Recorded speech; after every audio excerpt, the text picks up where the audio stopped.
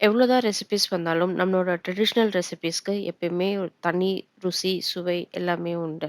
அப்படி ஒரு ரெசிபி தான் இன்னைக்கு நம்ம பார்க்க போறோம். கிச்சன் ஆஃப் நாவன் ருசியோட கருப்பு கவுனி 2 இன் 1 வச்சு அத எப்படி பண்றதுன்னுட்டு, அதுக்கு நான் கிச்சன் ஆஃப் நாவன் ருசியோட கருப்பு கவுனி 2 இன் 1 1 கப் எடுத்திருக்கேன். அது ஒரு பவுல்ல சேர்த்து ஒரு பிஞ்ச் சால்ட் சேர்த்து நல்லா கலந்து விட்டுடுங்க.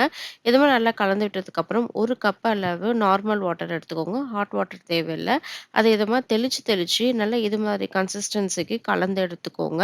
இப்படி பிடிச்சா உங்களுக்கு பிடிக்க வரணும். அது மாரி உதுத்து விட்டு இது மாரி நல்லா உதிரணும். இந்த கன்சிஸ்டன்சிக்கு எடுத்துட்டு ஒரு ஸ்டீமர்ல நான் ஒரு ஈர துணிய போட்டிருக்கேன். அதுல நம்ம கலந்து வச்ச இந்த மாவையும் சேர்த்துக்கலாம். சேர்த்துட்டு இந்த துணிய நல்லா க்ளோஸ் பண்ணிட்டு, இத வந்து ஒரு 15 மினிட்ஸ் ஸ்டீம் பண்ணி எடுத்துக்கலாம். இப்போ ஆல்ரெடி தண்ணி வந்து பாயில் ஆயிட்டுருக்கு. இதுல வந்து நம்ம ரெடி பண்ணி வச்ச அந்த மாவ சேர்த்து 15 மினிட்ஸ் வேக வச்சதுக்கப்புறம் நம்ம பார்க்கலாம்.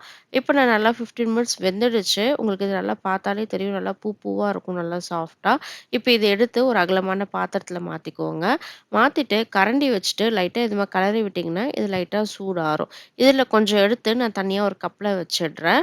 இப்போ 1 டீஸ்பூன் அளவு நெய் சேர்த்து இத நல்லா கலந்து விட்டுட்டு, இது கூட வந்து நான் நாட்டு சர்க்கரை சேர்த்துக்கிறேன். உங்களுக்கு வேணும்னா நீங்க வெள்ள சர்க்கரை கூட சேர்த்துக்கலாம். அதையும் கலந்துட்டு நான் 1 கப் அளவு துருகின தேங்காவையும் சேர்த்து இத நல்லா கலந்து விட்டுட்டேன். அவ்வளோதான் சூப்பரான கருப்பு கவுனி ஸ்வீட் புட்டு ரெடி ஆயிடுச்சு. இது வந்து ரொம்ப ஹெல்தி. காலையில நீங்க பிரேக்ஃபாஸ்ட்டுக்கும் இத யூஸ் பண்ணிக்கலாம்.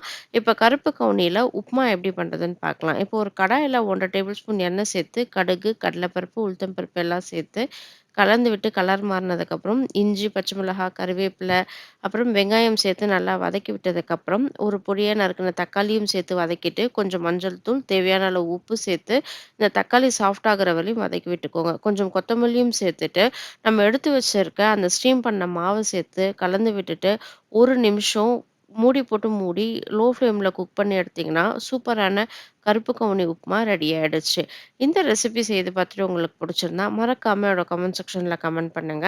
தேங்க் யூ ஃபார் வாட்சிங். இந்த கருப்பு கவுனி 2 இன் 1 வாங்கணும் அப்படின்னா, ஸ்க்ரீன்ல தெரியிற இந்த நம்பருக்கு கான்டாக்ட் பண்ணி, நீங்க உங்க ஆர்டர பிளேஸ் பண்ணிக்கலாம். நாங்க உங்களுக்கு கொரியர் மூலியமா அனுப்பி வச்சுருவோம். என்னோட வீடியோஸ் உங்களுக்கு புடிச்சிருந்தா மறக்காம லைக் பண்ணுங்க, ஷேர் பண்ணுங்க. என்னோட சேனல சப்ஸ்கிரைப் பண்ணுங்க. நீங்க இன்னும் என்னோட சேனல சப்ஸ்கிரைப் பண்ணலன்னா, மறக்காம சப்ஸ்கிரைப் பண்ணிக்கோங்க. பக்கத்துல இருக்க பெல் ஐகானையும் கிளிக் பண்ணிக்கோங்க. அப்பதான் நான் போடுற வீடியோஸ் உங்களுக்கு உடனே நோட்டிஃபிகேஷன்ல வரும்.